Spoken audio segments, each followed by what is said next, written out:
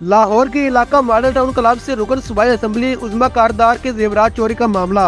Member सूबाई assembly की जानिब से FIR के मुताबिक चोरी की वारदात स्विमिंग के दौरान हुई।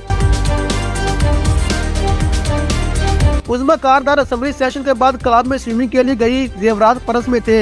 हैंड बैग क्लब के लॉकर में रखा था। बैग से 4 से 5 लाख मालिक के जेवरात गायब थे।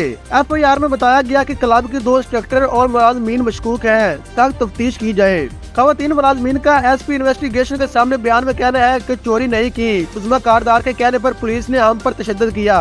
पुलिस एहलकारों ने बाजू मरोड़े, डंडे मारे और मैडम के सामने बरहना करके तलाशी ली। इस मौके पर SP मॉडल टाउन का कहना था कि MP उज़्मा कारदार की दरख्वास्त पर फौरी मुकदमा दर्ज हुआ। 4 खवातीन को हिरासत में भी ले लिया गया। अमले के 4 खवातीन से हर तरह की पूछताछ की गई, सरदस्त चोरी साबित नहीं हुई। SP model town Shahzad Rafiq अहवान का मजीद कहना था कि उज़्मा कारदार के शोर को एतमाद में रखते हुए 4 खवातीन को रिहा कर दिया गया है। मॉडल टाउन क्लब में लगे कैमरों और इंतजामिया के बयान से मजीद तफ्तीश की जा रही है। क्लब की इंतजामिया ने अमले की 4 खवातीन के बेगुनाह होने की जमानत भी दी है।